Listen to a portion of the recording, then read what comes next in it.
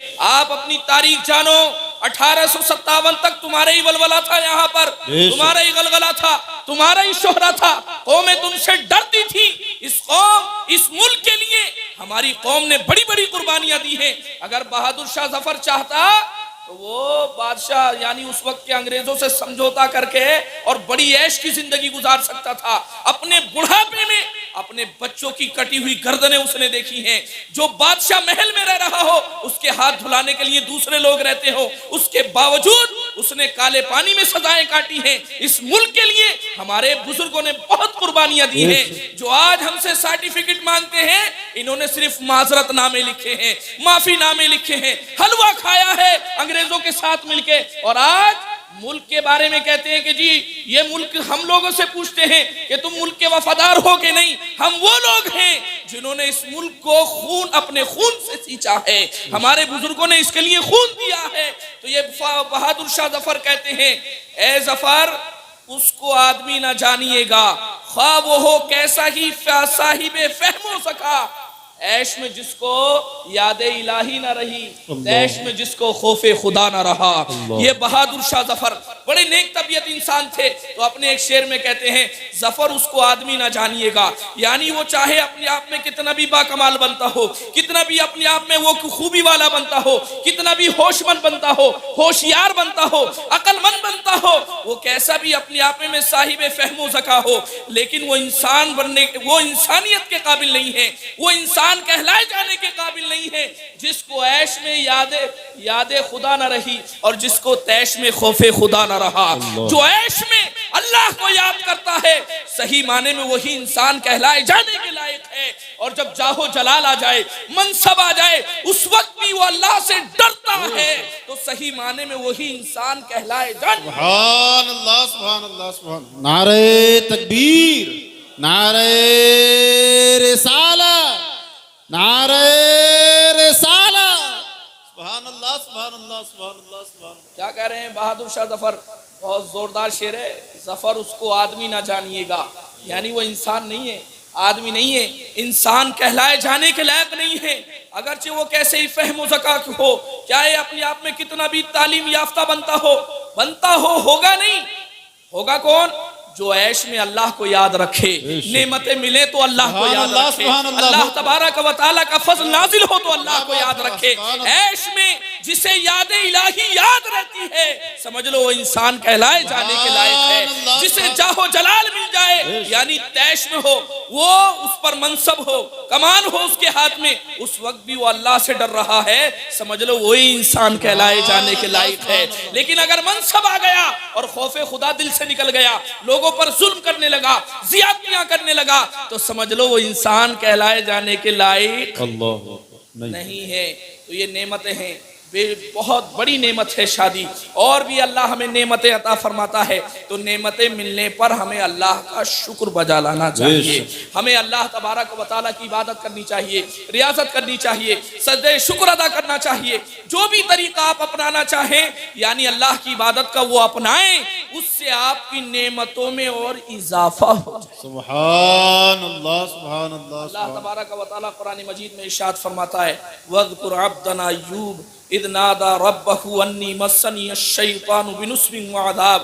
اے لوگو تم میرے بندے ایوب کو یاد کرو، دیکھو یاد کرو جب اس نے ہمیں پکارا کہ اللہ تبارک و تعالیٰ نے ان کو تقریباً 18 سال ایک بیماری میں مبتلا رکھا، کبھی انہوں نے اللہ کا سے شکوہ نہیں کیا، شکایت نہیں کی، ناراضگی کا اظہار نہیں کیا، بہت زیادہ ان کے پاس دولت تھی، بہت زیادہ مطلب ان کے پاس اولاد بھی تھی، لیکن دولت میں نقصان ہوتا تو بھی اللہ کا شکر بجا لاتے، بچوں کا انتقال ہو جاتا تو بھی اللہ کا شکر بجا لاتے، اور کہتے ہیں میرا کیا ہے، اللہ ہی کا تو تھا اسی نے لے لیا، شکایت کس بات کی، شکوہ کس بات کا۔ لیکن اس کے بعد اللہ فرماتا ہے کہ ہم نے جب انہوں نے صبر کا مظاہرہ کیا تو جو ان کے پاس تھا وہ تو دیا ہی بلکہ اس سے زیادہ۔ کیا بات ہے، سبحان اللہ، سبحان اللہ، سبحان اللہ، سبحان اللہ۔ اللہ نے ان کے بیٹوں کو بھی زندہ کر دیا، ان کے مال میں بھی اتنی برکت کر دی کہ جو تھا وہ تو اللہ نے دیا ہی دیا، اس کے علاوہ بھی اللہ تبارک و تعالیٰ نے انہیں بہت زیادہ نوازا.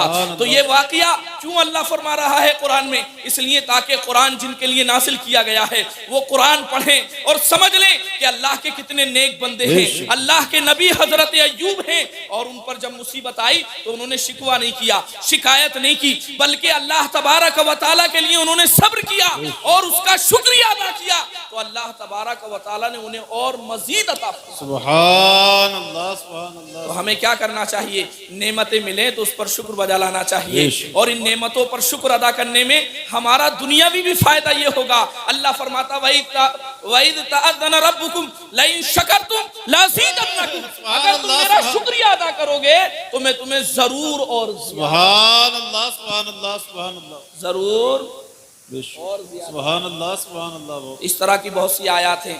ٹھنڈ کا موقع ہے, 11 بجنے والے ہیں اور لوگوں کو بیان کرا. میں آخری بات ذکر کر کے آپ کے سامنے سے چلا جاتا ہوں. میں تو آئے دن بیان کرتے ہی رہتا ہوں. آپ درود پاک پڑھ لیں.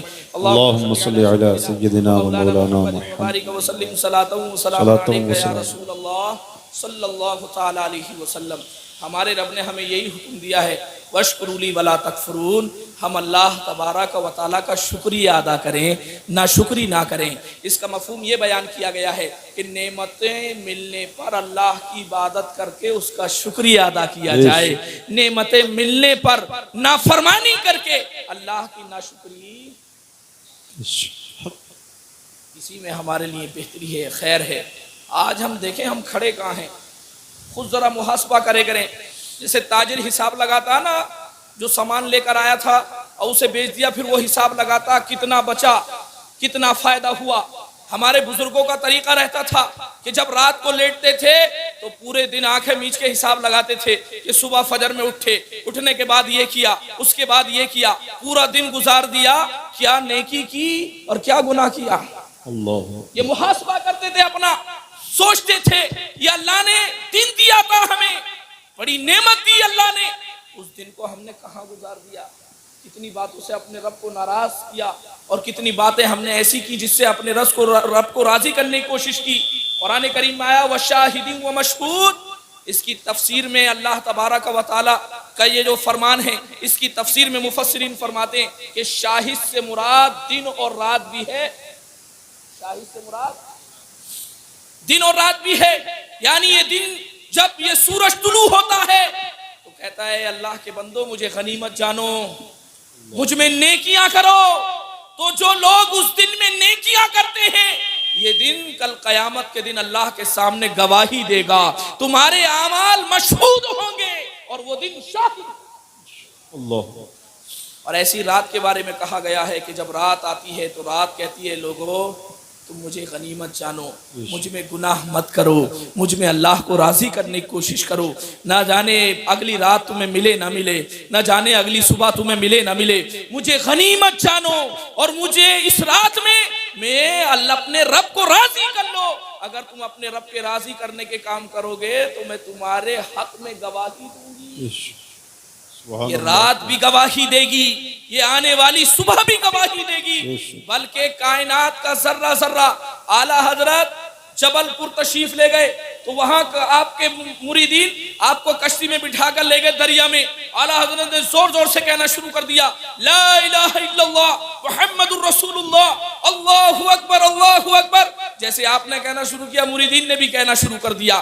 دونوں طرف پہاڑ موجود ہیں, آپ زور زور سے کہہ رہے ہیں. اس کے بعد خود آپ بتاتے ہیں وجہ کہ میں اس لیے کہہ رہا ہوں کہ جو پہاڑ سن رہے ہیں نا, یہ کل قیامت کے دن گواہی دیں گے کہ جب ہم یہاں آئے تھے تو ہم یہاں آن کر تفریح کرنے نہیں آئے تھے, بلکہ یہاں آن کر بھی ہم نے اللہ کی توحید کی گواہی دی ہے, اس کی وحدانیت کے نعرے لگائے ہیں, اللہ کی کبریائی بیان کی ہے. تو کل قیامت کے دن یہ پہاڑ بھی سبحان اللہ سبحان اللہ.